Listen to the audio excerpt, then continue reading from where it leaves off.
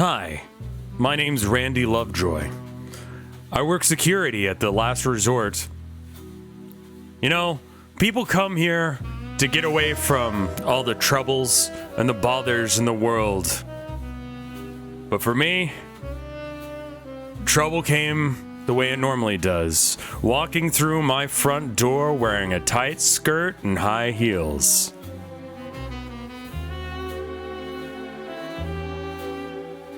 Randy, the shitter's busted again! It's your turn to fix it! And there we had it. Just when my day was going to be good, it all came to an end. Well, that's the rub. Oh, and hey, Randy? Maxwell wants to talk to you when you got a sec. Once you're done with the toilet thing. Randy is the guy whose face got fucked up. Yeah, the clown caught him laughing once, and now he cannot go a single day without having the face paint reapplied. The clown was the intruder. You think to yourself, well, looks like this is where it all went to shit. You say, staring longingly out the window while rain falls outside and cigarette smoke fills the room. You decide to continue your internal monologue rather than doing your job while sexy noir music plays. There's a lot of things that have gone wrong in your life, but a lot of things have gone right too. You decided that one of those things is going to be that you'll never pronounce toilet correctly anymore. And instead, you've decided that you're going to make your life worse by pronouncing it turlid. You continue to wistfully look out the window of your small office, wondering what to do with yourself. You decide there's only one thing for it. This is the kind of a job that a hard-boiled man like you can take care of, but no one else. You check your 45 and make sure it's loaded. And then you head towards the turlet. That punk isn't going to be able to get away with this. The handgun is more of a metaphorical thing, just sort of a mental image in your head, ready to deal with whatever needs to happen. But mentally, you've loaded your 45. You walk out into the hallway towards where you know the employee bathroom is. You get stuck all the time. More trouble. And this time, a clown. Not much that can be done about it. A clown looks at you knowingly, ready to tell you those obnoxious jokes. The mistake that you made was simply laughing at a gag, and now you're the joke. As if it always is. As it always is. The clown looks at you from down the hall. How do you make 7 even? He says, in a not noir voice, continuing to honk his obnoxious horn. Take away the S. You know this clown. As long as you don't acknowledge the existence of this clown, he'll leave you alone. But he does everything he can in order to get your attention, in order to mess with you. And you made the mistake of laughing at him once, and now he is there to mess with you. Is the clown a dame? The clown is not a dame. Nor a doll. You decide you're going to mentally shoot the clown. You do so with some finger guns. The clown fires back with his own finger guns. But then you say, hello, handsome. The clown isn't exactly sure what to do with this. You weren't expecting him to have a loaded gun, too. And by loaded gun, you mean both of you just stand there pointing finger guns at each other. You push past him in order to get back to what you were doing. You think swimming with sharks is expensive? Swimming with sharks cost me an arm and a leg. Shoot the clown. You already tried. You don't have a gun. You have finger guns. So you dueled finger guns. And it turns out neither of you really won from that. Except for the clown did, definitely, because he enjoys finger guns. As you walk past the clown, you wink and decide it's time to unshit that shitter. You walk your way into the bathroom, and what you see is a grisly sight indeed.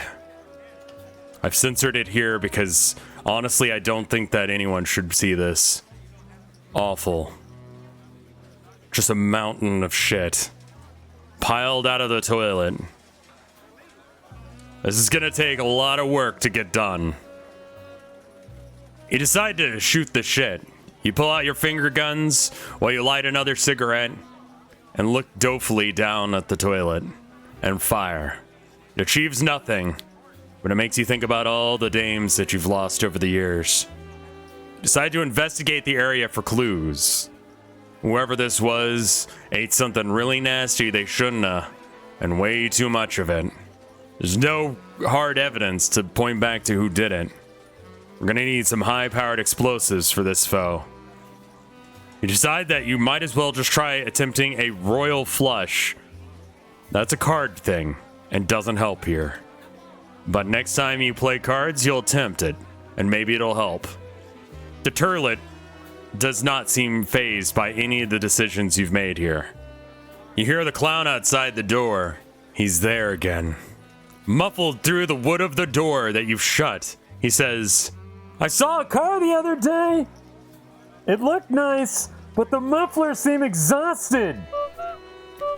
You decide to drink a bottle of cheap whiskey. You're gonna need it for a job like this. You pull out your hip flask and drink a little bit. Now, you're slightly tipsy, and you have to clean some shit up. This hasn't improved your situation much at all. You decide that the only thing for it is to get a shovel and a bucket. Barring that, maybe just hanging around the bathroom and smoking for a while. This turlet is very powerful. Unfortunately, the clown seems to be holding the door shut as it continues to say stuff. "What country's capital is growing the fastest? Ireland. Every day it's Dublin." You don't see any shovels or buckets. It's almost as if this is not the intended way to ever clean a toilet. In fact, no one in the history of man has ever used a shovel to clean the toilet. Maybe it's just the whiskey talking. But maybe that was a stupid fucking idea.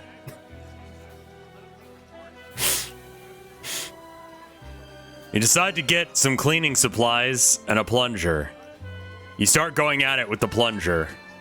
It's dirty work, but what can be done?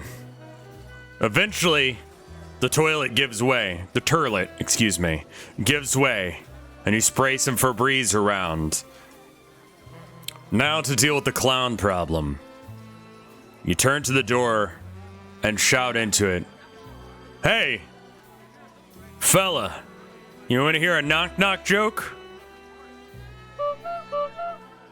You take the honks as a acknowledgement of your decision. You quickly kick out the door, knocking the clown to the ground, and rush out into the hallway to avoid the clown as best as you can. You're at a home free break. Now all that's left to do is go see your boss to figure out what he needs. Clean the toilet and took out the clown. 2 birds, 1 scone, as you always say. Mike Oxsmall can be a dame. Mike Oxsmall is not a dame. Besides, you don't like dames, but you do. It's complicated. New goal, become gay. You decide that you're gonna find Mike Oxsmall, the new hire. You met him the other day. You should be at the front desk, making sure that everyone gets checked in just right. And maybe go and get a snack as well from the snack machine. Noirly like, you know. You head up to the front office and see Mike Oxsmall, the new hire. He's looking chipper as ever. You know the kid doesn't like working here. He doesn't like working in general, but he does like his plushies. And it looks like he's got a couple new ones. You don't get his fascination with the things, but if it gets him through the day. I actually have no idea how big Pee-Pee is relative to anything ever, so I made Pee-Pee kind of large. Also, Oxgood is there. You walk up to Mike. You know he's a nervous kid. You shake his hand for a strangely long amount of time. Just really get him in the mood for a good handshake. Make sure that he can stand up for himself when times get hard. The ability to say, "Hey, That's weird that you're shaking my hand for this long. You tell him, dames. Am I right, kid? He says, what? Say, would your little fella there like a smoke? You head nod at his pee-pee. He looks at you and says, no, he's trying to cut back. You nod your head sagely.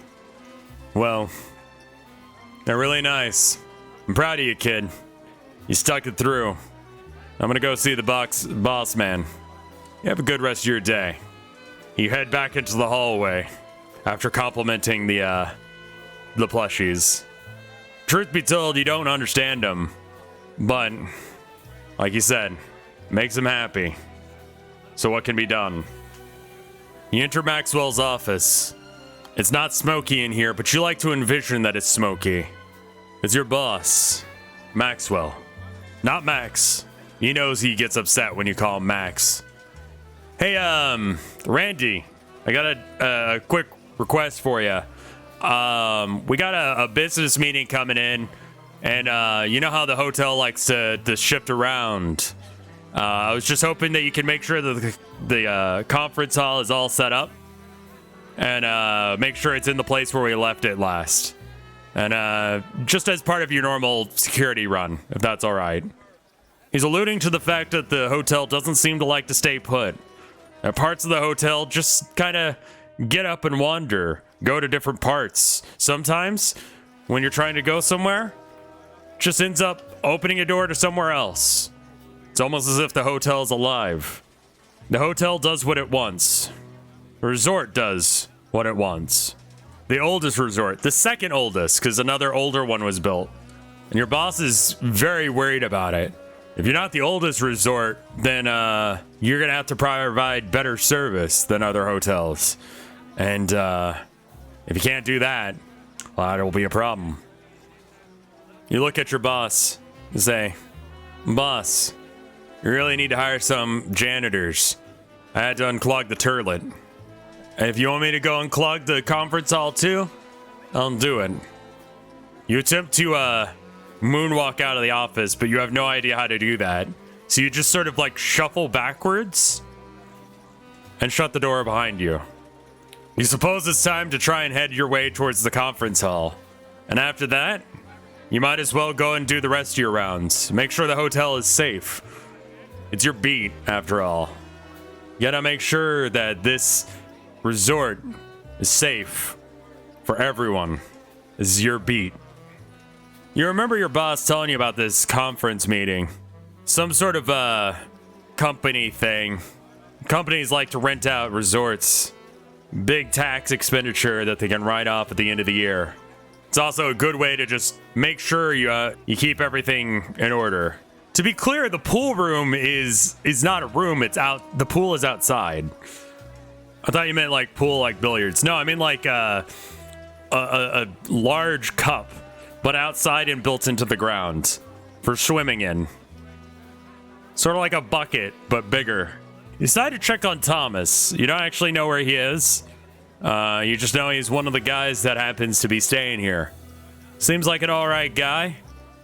Sort of gargles and screams quite a bit. Doesn't seem to be in any trouble. Usually enjoys sunbathing. Might be out by the pool. You decide to go ahead and light up another cigarette. The one that you had wasn't really running low, but you won't be able to clog every single room you walk into as you do your security check, unless if you smoke continuously. I'm talking like a freight train. Just leave the smell of cheap cigarettes in every room you go into. Decide to walk your beat noirly and seductively, just in case the building's watching. You mentally reload your guns and start your patrol, starting outside, where the pool is. Maybe Thomas will be there. You head outside. That one weird dude is here. Looks like the pool is empty still. Your boss should really add some water to it. The guy seems to be enjoying himself, so I suppose that's alright too. After all, the whole point of this place is just to enjoy yourself, so as long as he's having a good time, your boss is doing his job. Looks like Thomas isn't here, but you've checked off one of the places you need to go. The guy has like a horse face, like quite literally. Where's Thomas? I don't know. He's somewhere. Is this no? No, but that would have been clever. New character? He was in the first episode. Kind of just walked in on him. He's just having a good time, sitting at the bottom of the pool. Just vibing. No reason to bug him. Might as well just leave him alone. There isn't a pool. This is the pool. There is no pool room. It's just a pool. A pool is just a ceilingless room, if you think about it. Yeah, a ceilingless room that's kind of like slanted, and there's no door or no roof, and it's built into the floor. Sort of like a basement. Yeah, it's a basement without a staircase or a top floor, and it's usually flooded, but this one's empty. Decide to politely say hi to this guy. He's one of the paying customers after all, and although you're a security officer, your main job is to make sure that everyone has a good time. You say, hey, why the long face? You offer him a cigarette. He just continues to shake his head side to side. You take it as a no and light up another cigarette. You're not quite done with the first one, so you decide to just smoke two at once. I mean, why not? Despite anything, the horse guy doesn't say anything. He seems fine. It seems like he's having a good time, so I guess that's all right. The pool seems fine, albeit empty. Do we need to fill it up? You don't have the supplies, nor is it your job to do so. You need a lot of water, of which you have none. You have cigarettes? You can't fill the pool with any liquid you have available to you. You don't have enough pee. You can't spit enough to fill the pool. You can't. No, you can't. Get more pee? You could just get more water if you're gonna do that. You decide you're gonna go and try and find the conference room and continue walking your beat, not only noirly, but also seductively. The pool offers nothing to you. It's empty, just like your soul. You wave to the horseman casually from behind and make your way to where you last thought the convention hall was. You make your way to the convention hall. It looks like it's all decked out to the nines. A real hip happening place. Looks like whoever's job it is to set up the room has done a great job. The room seems fine. It's where you expect it to be, and you're sure that the guests will be able to find it just fine. The rooms in this hotel, this resort, just move sometimes. It's just the way the resort is. You can't build a resort this old without there being a few hiccups. Despite the fact that dames always seem to be causing you problems, you decide to practice on one of these tables a bit. Hey kid, it's a pretty dress you got there. You say, talking about the tablecloth on the table. You smoke? It says nothing as it's a table. You shake your head and light up another one. One of your cigarettes burns out. You still have two in your mouth. You decide to kind of roll perception check. You don't quite know what that means, but you're just gonna sort of assume that means look around the room and make sure everything's fine. Everything looks like it's in order. Everything looks normal. Nothing weird going on here. Just a normal conference room. Doesn't look like they've set up a karaoke machine. So while you attempted to go get a microphone and sing the moodiest, most noirest song you can think of to an audience of zero, you don't have a microphone. So instead, you just sort of start humming to yourself. A little ditty you remember from a bygone era. Reminds you of a girl. Dames. Am I right? She used to sing that song. You tap the table lightly. You say, don't you go anywhere. Excuse me. Don't you go anywhere now. I'll be right back. Kind of just slurred all my words together. The whiskey's starting to hit your system now. You head back into the hallway. You're gonna have to figure out where you're gonna go now. Looks like everything is under control. Her beat seems fine. We only had a sip. That's true. That's true. It's in character. Sure. Just a little slurring of words. Day drinking. A normal and successful behavior. How did you do at the table? You think you could work on better lines. Maybe not stumble through them like you did, but you think it might work on a dame if you saw one. Maybe. You've completely forgotten what you're supposed to be doing, and you decide that you're just gonna kind of walk around your beat, mumbling to yourself about dames and offering cigarettes to anything that looks like it might be able to smoke, like furniture and peepees and pools and weird horse guys that sit in them. Decide that first things first, you're gonna go by the front desk, but you're gonna trip intentionally, just to kind of show that life isn't going quite the way you expected.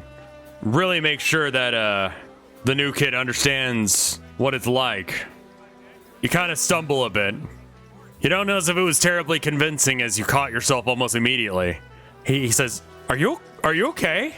You tell him, not since the incident 10 years ago. You spend a minute trying to remember what the actual fuck you're talking about. You leave the silence just floating there, like smog in a cheap rundown club. The kind where dames will sing their hearts out to you, but the second you try and get close, they run like you got the pox and they haven't been vaccinated. You just sit there sagely thinking about your life. I just want to point out that no one else hears this music that we have just playing in the background.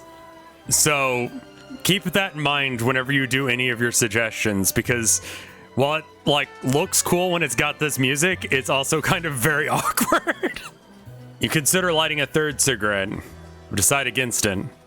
This is how you're gonna go through a pack a day if you keep smoking like this. You take a moment, look up at the sky that you can't see because there's a ceiling in the way, reminiscing about the rain that could be hitting your face if it was raining and you were outside. And you say, I've never been okay, kid. Just ask him. You nod to PP, and then walk back to Maxwell. On your way back to Maxwell's office, you run into Maxwell. He says, Hey, I'm glad I caught you, Randy. Everything all right with the conference room? I haven't seen any of the business people, and I just want to make sure that they made it okay. It's I don't know. They had it scheduled for today, like 30 minutes ago, and I haven't seen anyone. And I'm just a little worried that they haven't made it all right. Was the conference room where we left it? You did go check on the conference room, and it was where you thought it was. But this is troubling news. Guests going missing is kind of your beat. Making sure they don't is your job. You guys are so fucking weird. I love this. This one doesn't have a fucking chance in hell to win, but I love it. Ignore Maxwell, continue to the office. You're going to his office to meet him, and you're like, nope, gotta go find him in his office. I love that. It's stupid as fuck, but I love it. You tell Maxwell, everything looked fine when I was there. Just an empty monument to capitalism. Just like my heart ever since the incident. You sagely and noirly stare off into the distance. Not at anything really particularly. Maxwell's kind of right in front of you, so you kind of have to turn your head so you're staring at something else other than your boss. Your boss is used to this behavior and just sort of ignores it. All right. Would you mind going and checking it again? I got to make sure that I bring up some new stuff from my office to the front. Make sure that what are you talking about? Randy takes a long, hard drag on his cigarette. It's the 38th one he's smoked in the last 2 hours. He looks at Maxwell, looks at the pack of cigarettes in his hand, lights another. This is the third one that he's got in her mouth at this time. He says, yeah, sure thing, boss. Then he eats it, still lit. Eats the still lit cigarette in his hand and then makes a cartoonish-esque burp before proceeding on his beat. But before he does that, he attempts to do a backflip. Randy Lovejoy has no idea how to do a backflip, so he more just sort of falls backwards ungracefully. Failing to do this, he stands back up for the second attempt. This results in the same behavior. He stands up, beaten and bruised, and slips a cigarette into Maxwell's breast pocket, gives it a gentle but firm pat, in a noir sort of way, and goes to check out the conference room. Maxwell is used to your behavior. You open the door to what would be the conference room. It looks like they've already got the party going. Everything looks a little bit different than what you expected. Looks like they really dressed the place up in order to make it look like the convention hall to really host the place. It's just kind of weird. Welcome to Home Depot. Meat or vegetarian? Looks like the conference room is where it's supposed to be. Just now looks like the interior of a Home Depot. There's piles of tools and the roof goes up a lot higher than you'd expect. You turn to them and say, "Sorry, fellas. The only food I eat are cheap whiskey and cigarette ash as black as my soul." You say this while swallowing another cigarette. Welcome to Home Depot, the happiest place on earth. Home Depot. There are some things that money can't buy. For everything else, there's Home Depot. As the Home Depot employees are of undescribable gender, the cloaks make it impossible to tell if they're guys or dames or who knows. You decide that, based on their appearances alone, you know they're one thing, and that's trouble, which probably means that they're dames. Or like a mobster or something. But definitely trouble. You ask them, "Hey, you guys smell... Whiskey's really getting to you tonight." You say, "Hey guys, you sell smokes?" The Home Depot employee turns to you and says, "No, we do not sell smokes here. Home Depot. Our blades are fucking great. Shave time, shave money. Home Depot." It turns out that Randy is really bad at flirting, but at least you've been able to confirm that the conference room is where it's supposed to be, even if it looks a bit different. Seems to be suiting the needs of the people that are renting it out. Really no reason to stay here. Unless if you want to talk to the employees more, you can just head on back to Maxwell and let him know that everything's fine. You decided that while you're here, you might as well look for a plushie to buy Mike. Seems like a good kid. He's got a good head on his shoulders, and he really wants to make sure that everyone gets a good treatment when they come to the resort. Along those lines, figure since you may be a broody noir gumshoe, but you're still a middle-aged man who happens to be in a Home Depot. If you can't get him a plushie, maybe you can get the supplies to build him a treehouse or something. I don't know. You wander around the increasingly large Home Depot that doesn't seem like it should be as big as it is, and start looking for what you need in order to, you know, build a treehouse. Like nails, a hammer, you know, wood, stuff. You've got a decent set of supplies now. You decide you're gonna go ahead and buy a mental gun. I mean, that's not like a physical item that you can buy, but you want this one to be real. You go down several aisles searching for gun or mental gun, casually smoking on your several cigarettes at this point. You end up not finding any guns, but your finger guns will probably do just fine for most threats that are available in the resort. You decide to go ahead and check out with the supplies that you've got. You go up to the front counter. An employee approaches you and begins checking out your supplies. You think you have everything.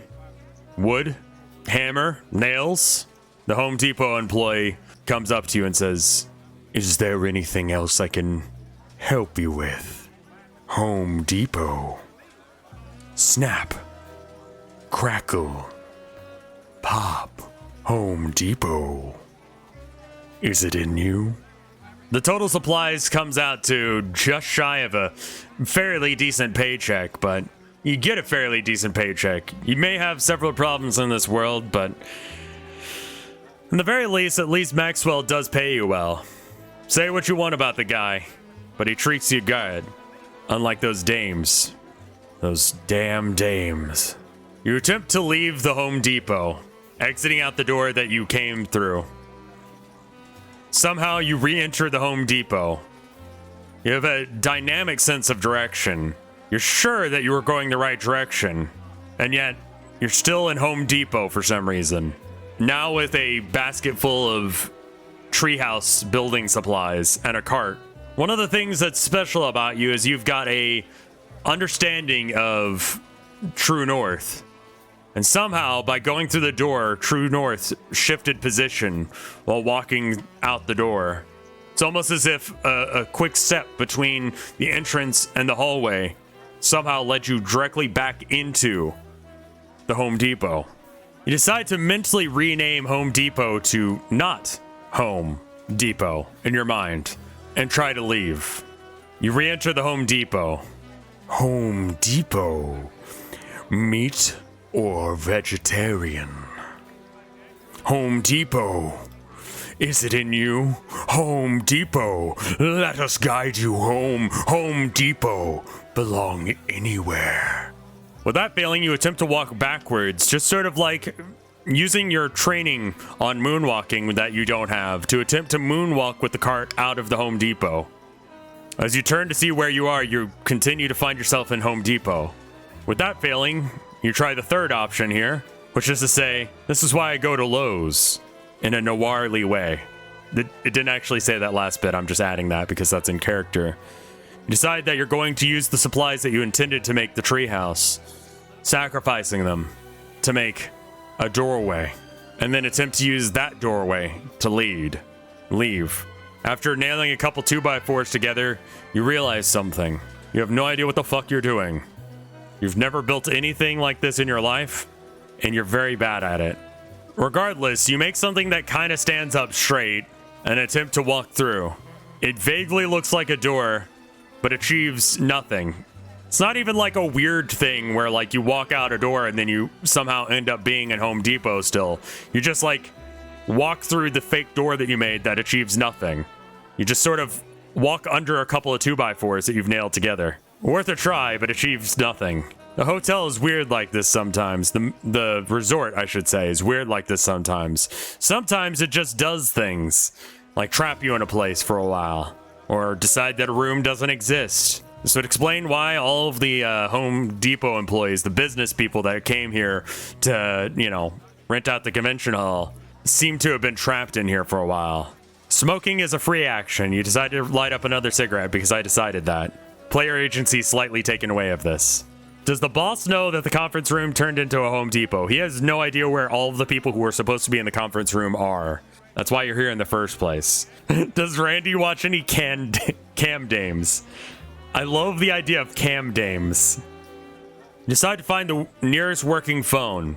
It's just one of those phones that allows you to make announcements over the intercom. It might have an outside line if you know how to dial it. You don't. You make an announcement over the intercoms. Hey boss, the conference room is a Home Depot now. You hear quiet but muffled, distant Home Depot in the distance as the other employees decide to say Home Depot in accordance to their beliefs. An employee walks up to you and says, Home Depot. Think outside the bun.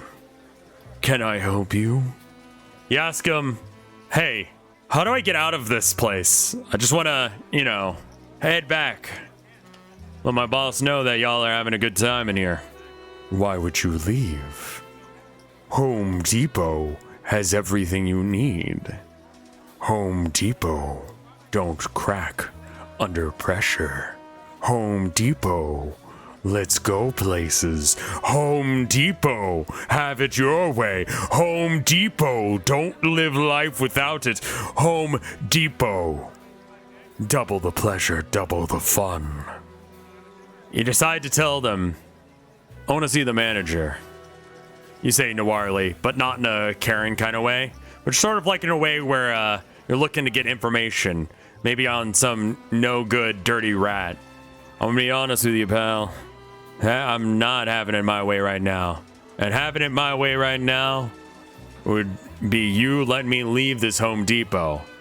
The place I want to go is out of here. It would really double my fun. The employees look at each other and say, in unison, Home Depot. Bet you can't just eat one. Home Depot. Breakfast of champions. Home Depot. Finger licking good. That doesn't appear to be a manager on duty, and if that was them, like, talking about what to do, they basically did not assist you in any sort of way. One of the Home Depot employees walks towards the door that you just came through to get to here where you're talking to them, and opens it for you. You decide you're gonna go ahead and take this opportunity to leave, assuming that this works. You decide to go through the door noirly and seductively. This is hard to do because the most noir way to walk is with one hand in your pocket and the other, you know, puffing on your cigarette as you think about all the hard times in the past. You can't really do that while pushing a cart, so you kind of just like do it anyway while just like hip checking the cart through the door. You say, "Thanks, Home Depot. How many licks does it take to get to the center?" And briefly take one hand out of your pocket to fire a finger gun. You make it out into the hallway. Maxwell is there. Oh, good. I found you. Is everything going on okay out there? I just dropped off the files at the front desk. Everything seems to be fine with, is that lumber? You put out one of the cigarettes on the bottom of your shoe. You still have one in your mouth. It's starting to get a little short, but life's short. Life's hard. You say, "Hey, boss. They're running a full-blown department store in our convention hall. Bought some lumber in there. Gonna build a tree house. You want to check it out?" You offer opening the door for him, but not following through. He says, "Oh, no, that's fine. I'm just glad that the resort is being accommodating to our guests. That's all I really need you for today, so if you want to go build your tree house, you're more than welcome to go and do that." With that, you are dismissed for the day. Allowed to do whatever your heart desires. And that's also where we will be ending this session.